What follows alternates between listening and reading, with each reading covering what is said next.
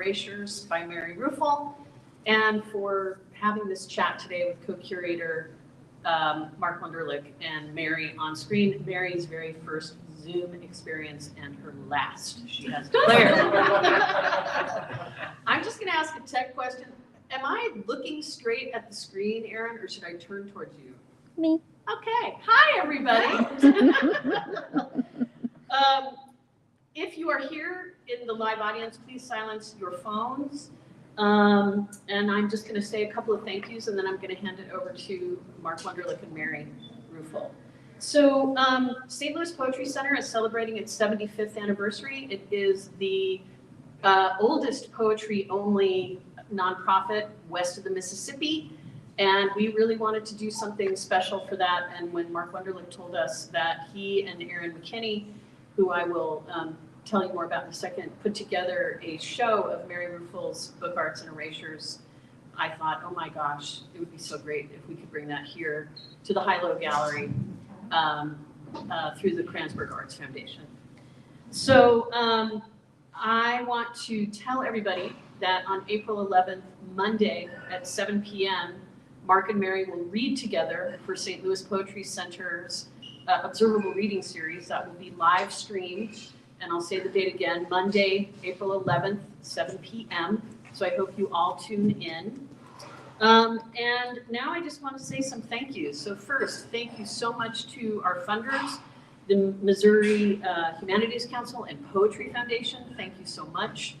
I want to thank Aaron Quick, who is at the helm here, maneuvering buttons and computers. Aaron is the executive director of St. Louis Poetry Center. I want to thank Erin McKinney, who is over there with Mary. Erin McKinney, thank you. Erin McKinney is the director of the Robert Frost Stonehouse Museum at Bennington College. At Bennington College. And Katie Engelmeyer, who is the visual and literary arts coordinator for Kransberg Arts. Thank you so much, Katie. And Mark Wunderlich, who is here with us. Mark is the award-winning author of 4 books of poetry, including his most recent, God of Nothingness. Mark is also the director of Bennington Writing Seminar, graduate writing program at Bennington College. He is also a fantastic teacher and raconteur. If you ever have an opportunity to have a conversation with Mark, I highly encourage you to do it. And Mary Ruefle, who is on screen here. Mary is a poet, an essayist, a professor currently teaching at Bennington College. Mary has published many collections of poetry, the most recent of which, Dunce, Wave Books 2019, which was a finalist for the 2020 Pulitzer Prize. And Mary has been erasing and engaging in book arts for over 30 years. We are so excited that she is here. Please welcome Mark Wunderlich and Mary Ruefle for a conversation about this gallery show here in St. Louis, Mary Ruefle, Erasures. So thank you, everyone, and thank you to Mary there in Robert Frost's former house. She's seated in front of the fireplace, a spot I know well. And thank you, Mary, for taking the time to join us today. And I also want to thank Erin McKinney, who is there on site as well, where she directs the museum. And we're so pleased to be able to have this kind of hybrid experience here, Mary, where we have a live audience here, and it's wonderful to have you beaming in and joining us. So thank you for being here. I just want to sit. Go ahead, Mary. Thank you. I'm about 3.5 miles from the surface of the moon. We land in approximately 12 to 14 minutes. So far, everything is fine.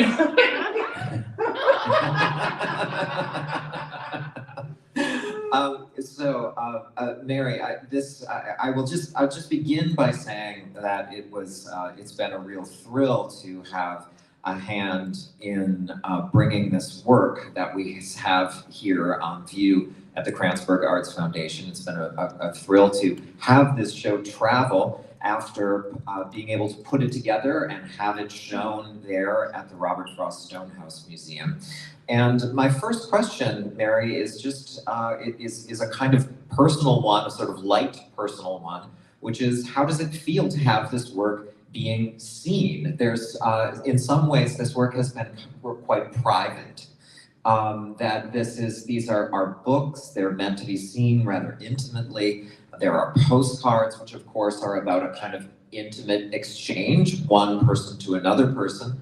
But I just wanted to ask, how does it feel to have this work on display and seen by audiences? Well, it's a double-sided reaction.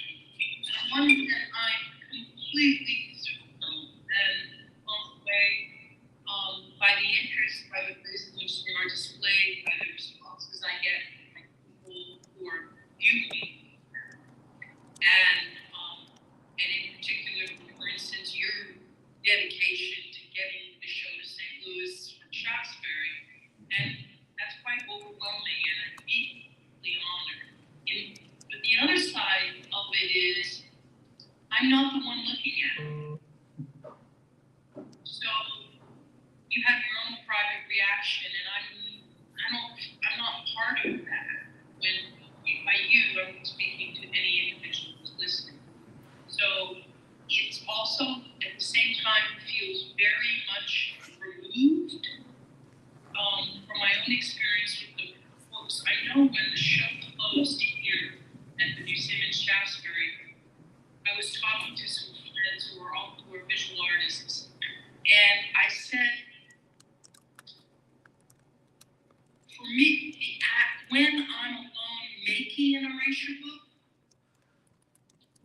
that's an experience that I cherish that cannot be captured when it's finished and it becomes an artifact. And I started to think about that, and that is also true of writing a poem or anything, a story, a novel, an essay. Because you can read a book, you can go to a museum and look at a work of art. But what's always missing is the thrill the individual who made it had while making. I just find that fascinating, that's all. Well, it reminds me, Mary, a little bit of sometimes what I've thought about with poems when someone has asked me about a particular poem, something that I've written, and they ask about what it means, and I've sometimes answered, well, I don't know. You should ask somebody who knows. That in a way that we're the kind of the last people to know about what it is we're doing. In some ways, it's not our job to know and understand these things. Well, I have to say that the show here is quite different. It looks quite different than it did there at the Robert Frost House, which is a domestic space, which shown in a room, in a home. And here it's displayed in a kind of gallery space, and so there's a lot of white space and there's space around the books themselves. So it's just to give you a sense, it's a much different experience. Not inferior or superior, I would say, but an analogous one and a different one. I think I wanted to ask you, Mary, for people here and people tuning in, when did you first start making erasures? Do you remember the first process, the first time you began that, and how had that kind of come to you? Were there antecedents in your experience? Were you making other forms of art and then it graduated toward this? Or was this something that, I'm just wondering how it occurred to you to begin doing this? There were no specific antecedents except for the fact that when I was in my early 20s, I painted and did silkscreen, and I would have been perfectly happy to continue along those lines. But I had not done any work like that in a very, very, very long time. And this started in 1998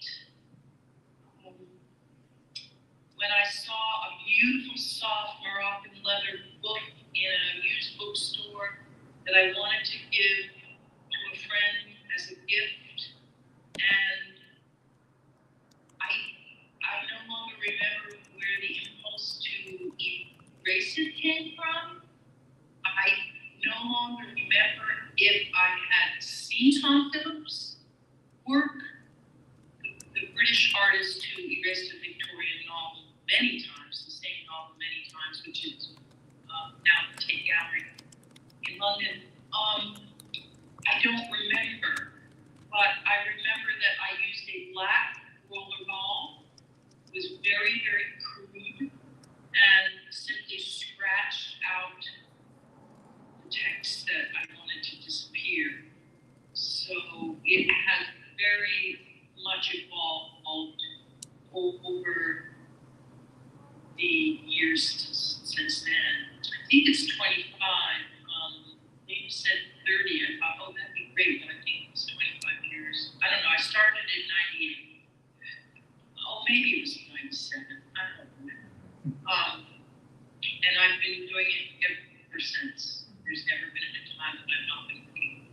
I currently repeat on my 122nd. Could you say that again, Mary? 122nd? What was it?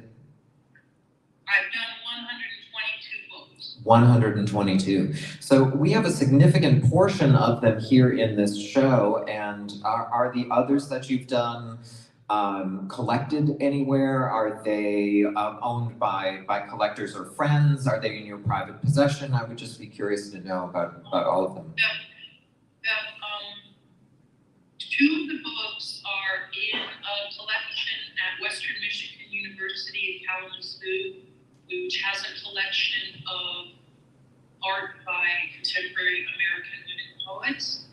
And I think 5 or 6 are at Yale at the Beinecke Library of rare books. And one was sold at an auction to benefit the cause, and the bulk, the rest of them are in a private collection in Seattle, Washington, and will eventually end up in mine. And some are there in St. Louis, and in my home, there are now 3.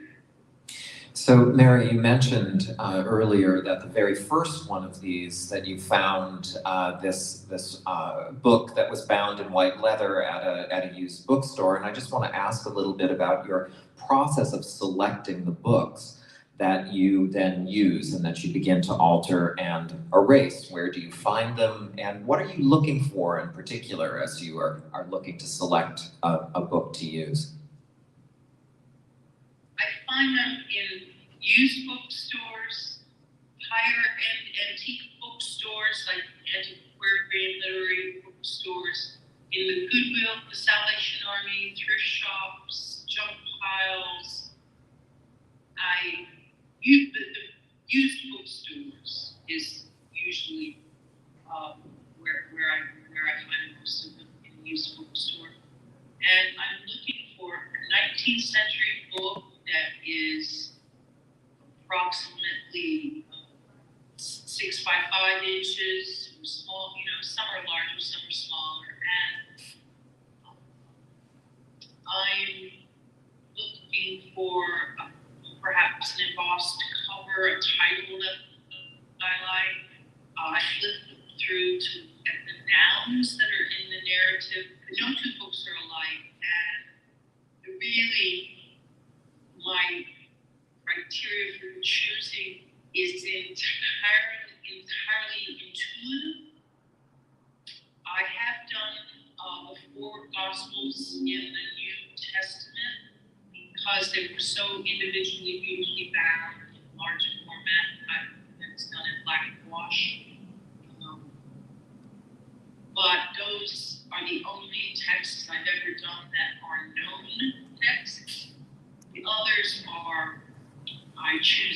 purposefully obscure texts that no one would be interested in reading anymore.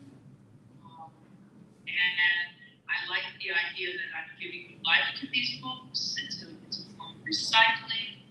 It's a form of collaboration with the original author.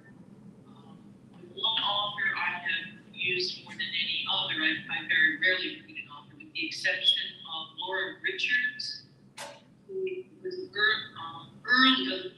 late 19th, early 20th century. Today we would call it young adult, and she wrote for young girls. She lived on a farm in Maine and supported her family doing this. And her books are marvelous. I completely fell in love with her and these books, and found out a lot about her life. She and her sister won the Pulitzer Prize for writing a biography of their mother, Julia Ward Howe, who wrote Battle of the Republic. Their father founded the first school for the deaf, dumb, and blind in Connecticut and Massachusetts. And most recently, I discovered that her books were brought back into print in the last 2 years in England. Oh, is that right? Someone in England is on her and has reprinted them. Though personally, I know nothing else except they've been reprinted in England in modern editions. I cannot imagine a young adult in 2022 being vaguely interested. So there must be some other kind of interest out there in these works. There must be another. It's curious to me who's reading them, but I don't. A young American teenage girl would find them boring and romantic. They can easily be politically incorrect. They're all about the trials and tribulations of small Maine villages, and some of them involve wandering orphans. that's so books about in some ways. About a girl who's kind of kidnapped by an older man and made to play the violin on the street corners, which she's very good at. And then somebody else comes and rescues her. Captain January, which was made into a film, that is the film that made Shirley Temple famous. Captain January is about a sea captain, a salty dog on the coast of Maine, who finds this little baby floating in a boat and raises her, and they love each other, they are devoted to each other. And then, as you can imagine, it ends up they find out who her parents are, and then she has an aunt that is living. Her parents perished in a shipwreck, and the aunt wants to take her and bring her up properly because she's been living in a lighthouse or something like that. And it's heartbreaking because she doesn't want to leave with the evil man that's raised her, and his death, he dies at the last page, which of course is an easy way for her to have to move against. So these are really kind of 19th century melodramas in some ways. It's like the Yeah, thank you for that word, Mark. They're melodramatic. And I like silent films and Victorian poetry.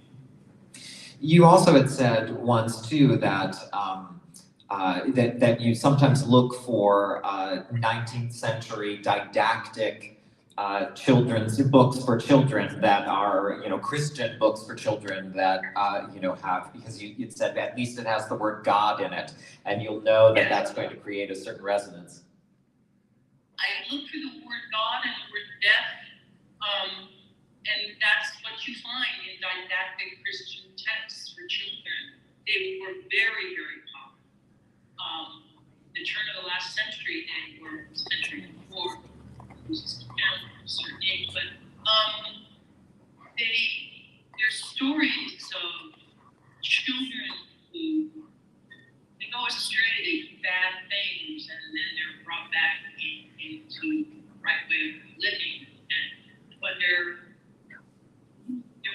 concrete nouns and the spiritual abstractions.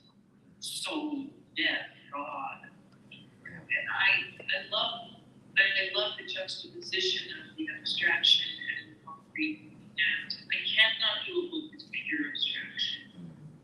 Well, it's really, you know, how poems are made, really, that one needs the concrete and then one sort of refers to the abstract or the larger kind of conceptual thing. I wanted to ask you a little bit about the process itself. I know that you've said that it's quite intuitive, that when you're kind of looking at a page or at a spread of pages, I'm just wondering if you could maybe describe for viewers and listeners here a little bit about how you go about finding a particular voice. And when you're working on a book, are you aiming to have a kind of consistency of voice, or are you really thinking of each page as being its own, an independent entity? Some of the books, each page is, well, not each page, but each two facing pages go together. All right, two facing pages. Then when you turn the page, it's another entity. But then there are books that have a thread of a continual narrative. An example might be when I've done 2 or 3 biographies of artists. I did a biography of Hokusai, but these are thin little reproductions.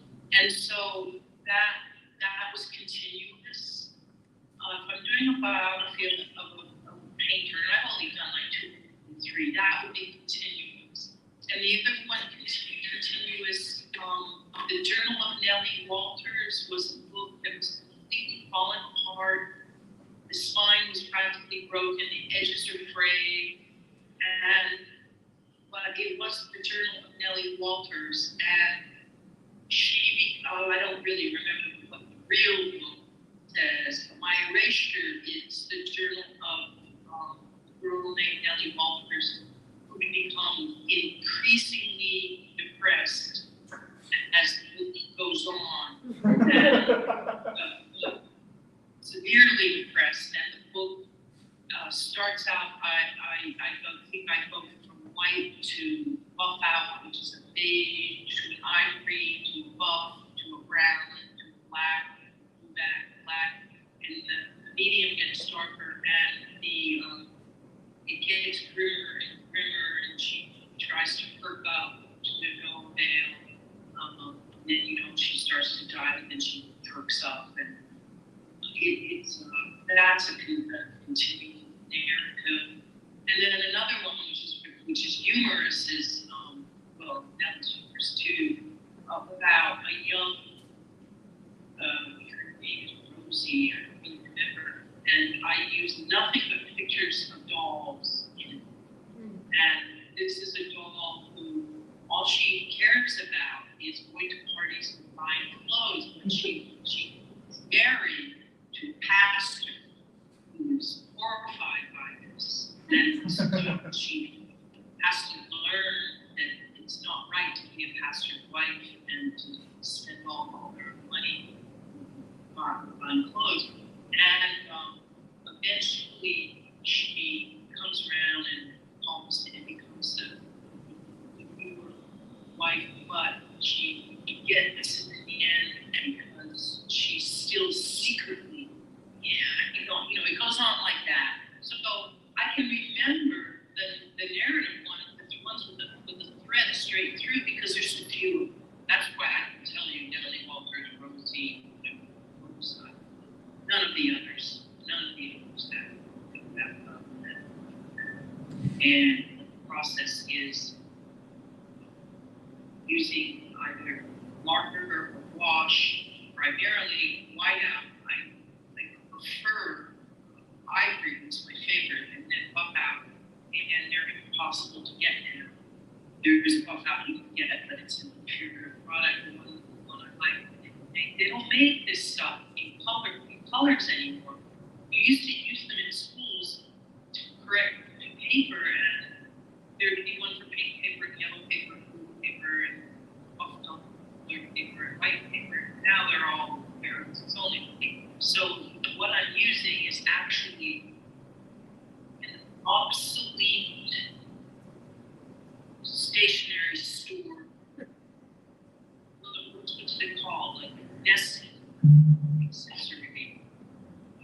Yeah, these things, you know, sometimes it's called dead stock, right? So that they have it in a store, they still have a box of some of this too.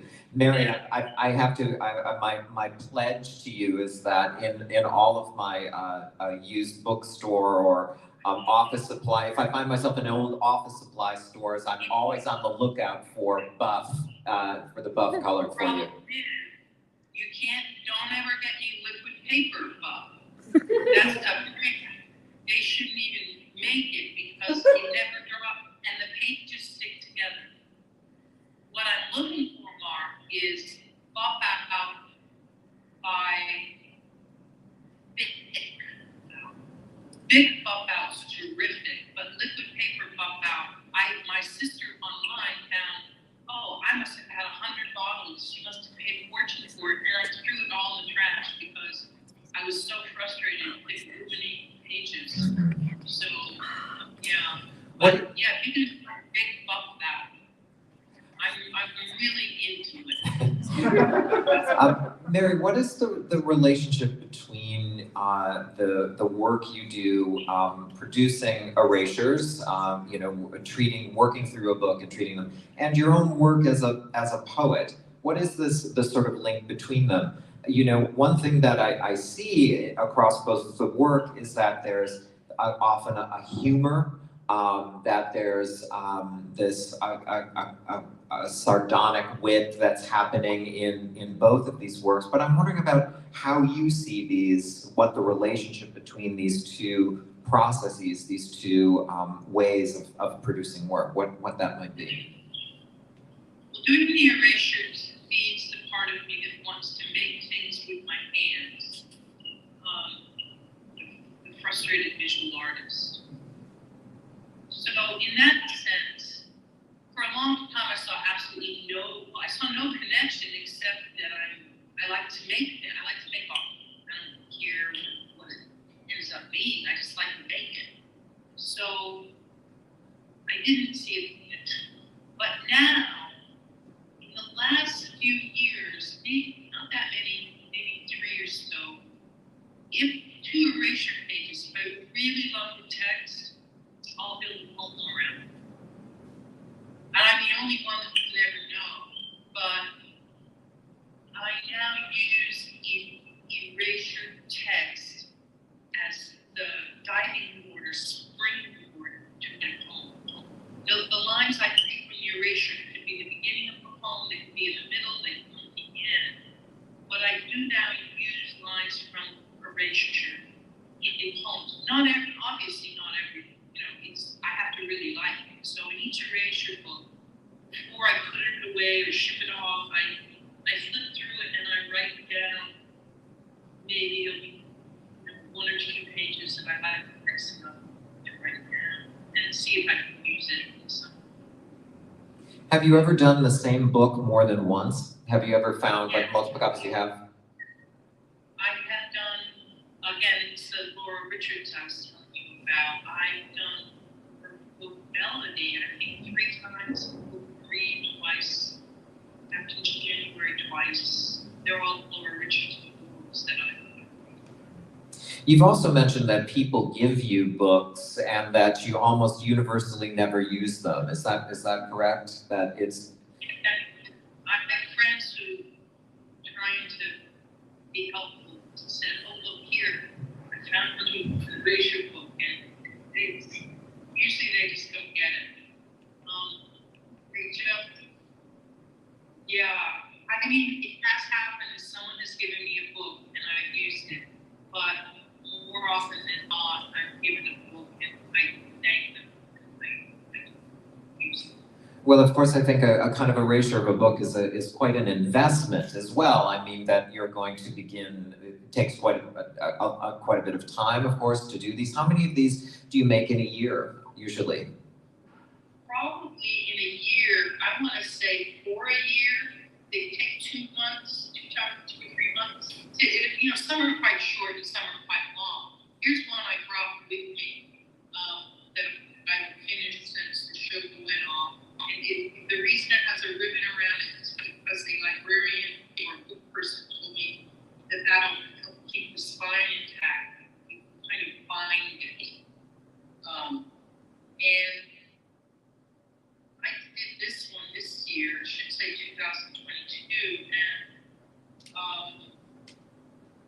maybe for a year.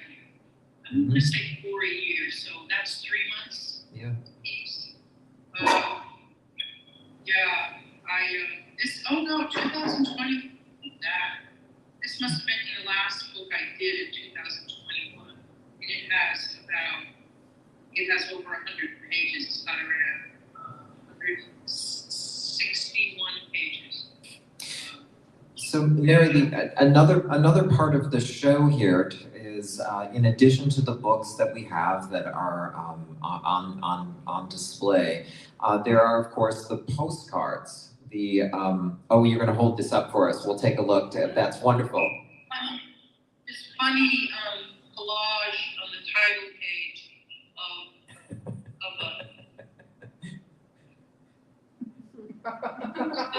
There we go. That's terrific.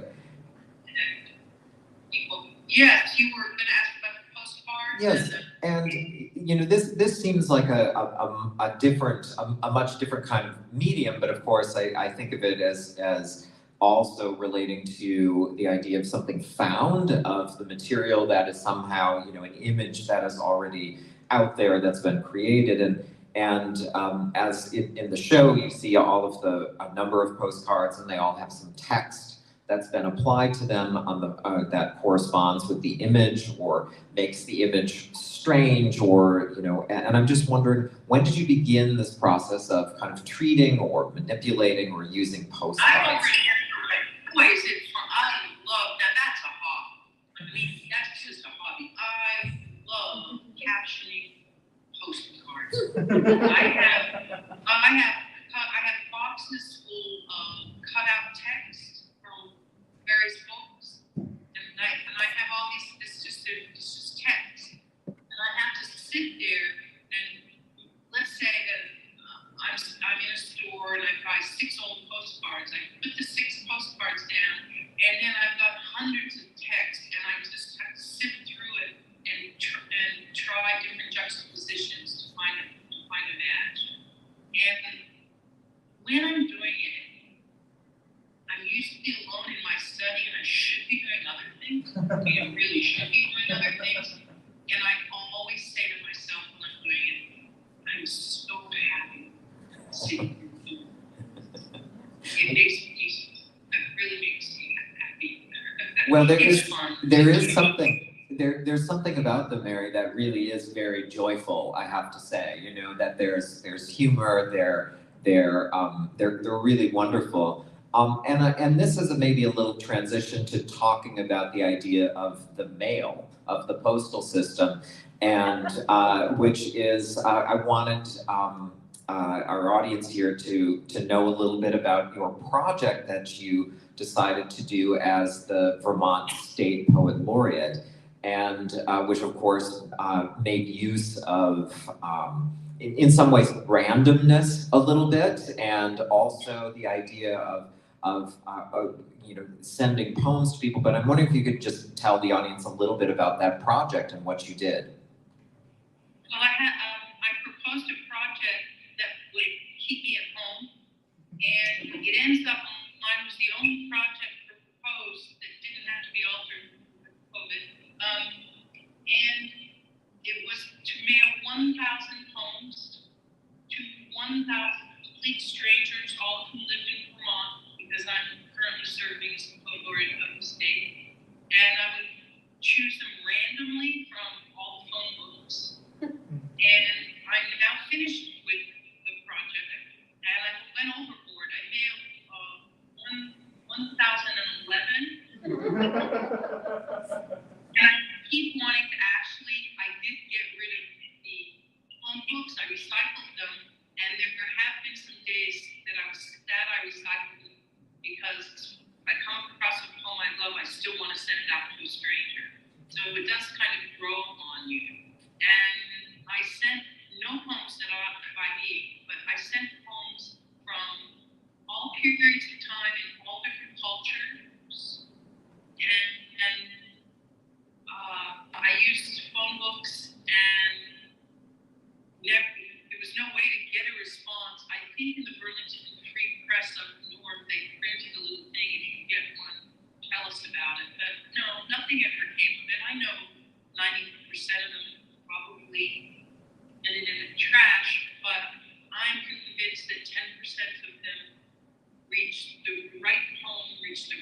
person on the right day. I know that that happened. And they wouldn't know who sent it. They don't know about the project. And so it took me a year, and actually I'm not quite finished because I have 12 poems sealed in envelopes and addressed. The poem in question is Elizabeth Bishop's poem, A Late Spring, and I have to mail it in probably April, and so they're ready to go in the mail, but I have to wait because there's these flowers on stamps that I haven't been able to get yet. They hadn't got to the post office because I make sure that the stamp matched the poem if possible. Yeah, it was a great project, and it is over. I completed it. And if you're watching this, why not take a poem you love, fold it, put it in an envelope, put a stamp on it, open it. Well, I guess you don't have a phone book, but, I don't know, maybe your grandmother does or something. And mail it to a stranger. Why not? But Mark, can I tell you about my Bennington College project, which Yes. failed? Yes, please. Total failure. And it has to do with poetry, and it has to do with juxtaposition. My class is in Dickinson. Dickinson is the science building. It's a building with science classrooms, but occasionally there are literature classes. So I'm in Dickinson. Well, I'm in Dickinson 209, so of course the first day I had to bring home 209 to the students. 209. And I knew I wanted to do that. That was fun. Then I thought about it. And I said, there's a number, Emily Dickinson poem that matches all these doors to Dickinson. So I went home and I cut out from a published book, I cut out a printed, no name. I didn't put her name or anything. I just cut out the number and the poem. And I taped them to every door in Dickinson above the door number to see if the scientist got it, I really liked that. Well, they're gone. Oh. Yeah, they were just torn down. People didn't like it. I didn't get it, or they didn't like it, or they thought it was stupid. In the beginning, when I saw the first one missing, I said, oh, they loved the poem so much they took it. But then when they were all gone, I knew that couldn't be okay. Well, they have a very active housekeeper in Dickinson who may have decided to just do away with those. She's yeah. But the one at my door is still there. Okay. Well, you know what? Maybe we'll have to. I'm going to look into this, Mary, and see about this project. It may have been. They're gone. They're all gone.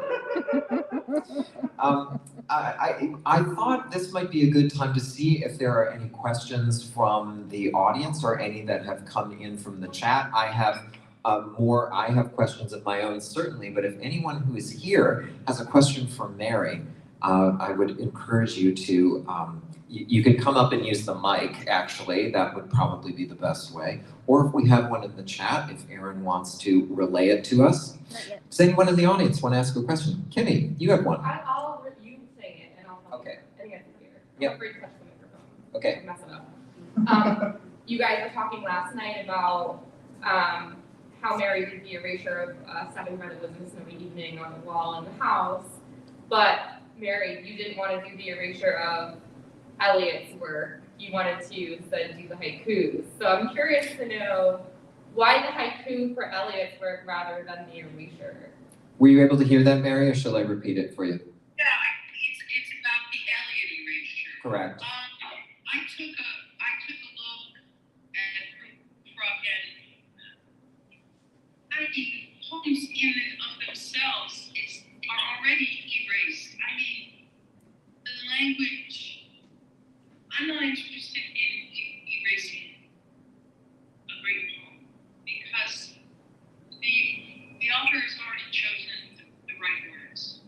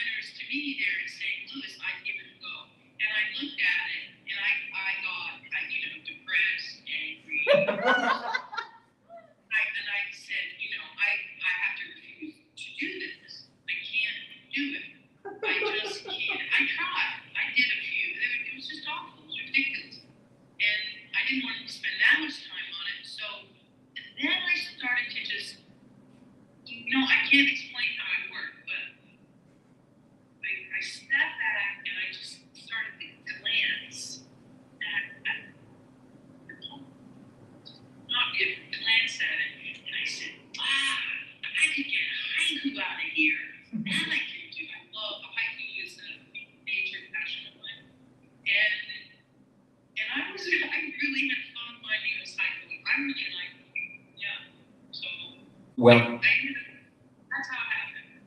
the It just, out of the blue, it popped into my head. The haiku popped into my head. The haiku are on the walls in the gallery. They've been sort of stenciled on the wall, so if you go in, you'll see them each there. In that way, it does kind of echo the erasure that you did of Stopping by Woods that in the Frost House. So it was certainly a bit of that. I'm wondering, you're working on a book now, I assume. Yes. You are, and what is the book that you've begun to treat? Is there something you can tell us about it? I didn't catch the last half of the question. Is the book that you're working? What can you tell us about the book that you are erasing now or treating? What is the title? What was the source? Oh, it's a book called Dream of Provence, and it's very short, and it was beautifully printed by Mosher was his name, and he worked out in Portland, Maine in the early 20th century. His books are collectible because they're so beautifully printed, and it has a little slip cover. The book goes in its own slip cover, and it's very short, and it is apparently. I don't know if it's a legend in Provence that after someone dies, they have 9 days to come back. I'd never heard of this, and because it was, I don't read these books when I erase them. I don't have time to read them, but I read this one, and it's a story of a father who loses his beloved daughter in the south of France, and for 9 days he goes about his business, but he's waiting for her, and he's waiting and waiting and waiting. And I said, how is this going to end? And on the last page, it's the 9th day, and she just doesn't come. It was just, okay. I'm sorry, but I happen to have read that one. So I'm erasing Dream Bonds, and I forget the author's name because I've erased it. But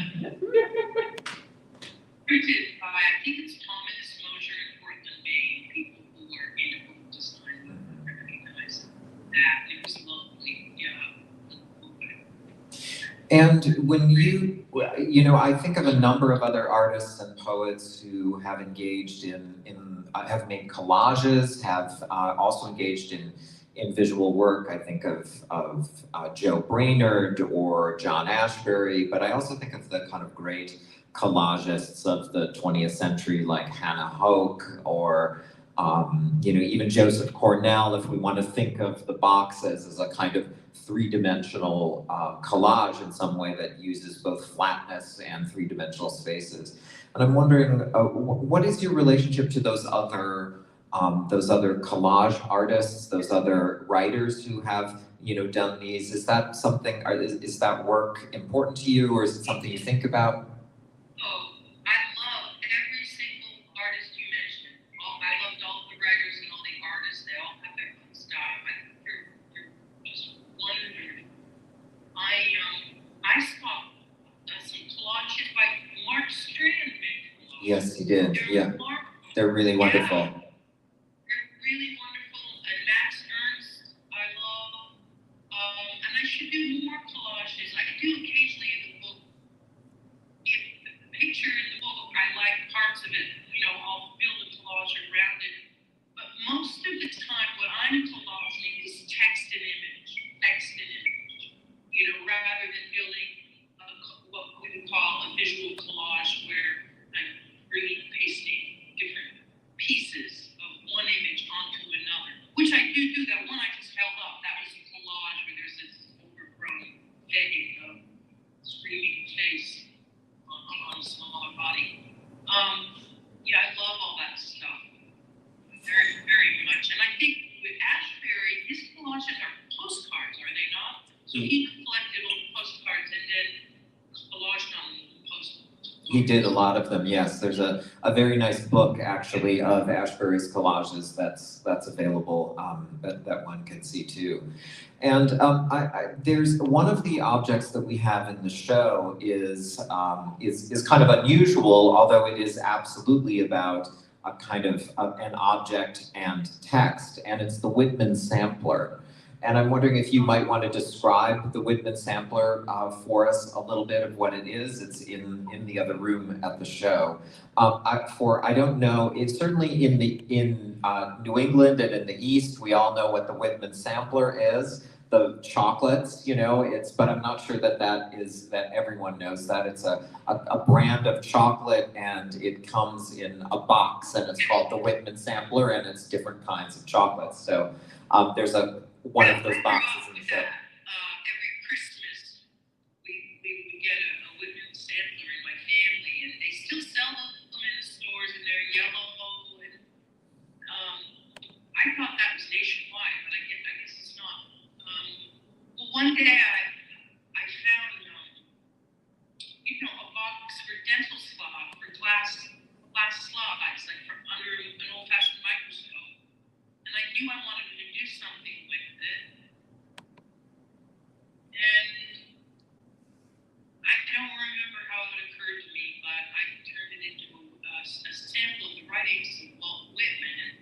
So I have a friend who's a metalsmith, and she made me a brass plaque that said Whitman sampler. It's glued on the box. And then I found a pen that wrote on glass, and I wrote sections, a line, just a simple line, of different poems, and then indexed them on the inside of the lid. They're all indexed.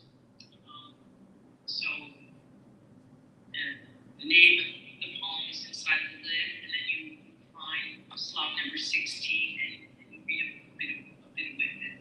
I remember when I remember in order to make that, I've always loved Whitman, but in making that, I read the collected poems. I read every poem, and I had never read every poem together in a sustained period of time before, and it was, hands down, an extraordinary experience. If anyone out there, if you're feeling blue or depressed, read everything by Whitman, until you're done. It's amazing. You won't be depressed anymore. If it was blood, I'd uplift you joy hours. Well, Mary, so much of all of this work that you have produced or so much of it, maybe the postcards notwithstanding, but they really are about this relationship with these texts. I think of the Whitman sampler. There's the erasure you made of the Robert Frost poem, the haikus here of Eliot, and then of course your relationship to these books that you are erasing and turning into another literature with them. Do you, some people have sometimes thought of the erasure as a kind of hostile act, that it's a way of doing away with them, doing away with something, but I think for you, it is very much a collaboration. Does that seem accurate? It's a joyful, I'm not hurting anybody. I'm not erasing famous authors. It's a joyful act. I don't find it destructive at all. I understand how people might, but I'm giving you life to old books. Giving you life to old books. And what's wrong with that? Well, I'm so glad that you are doing it, because these books are such a joy to look at and to read and to experience. And Mary, I just want to thank you for having taken the time to speak to us today and for joining us here, beaming in from the surface of the moon there in Vermont. And thank you for this work and for allowing it to travel here to St. Louis.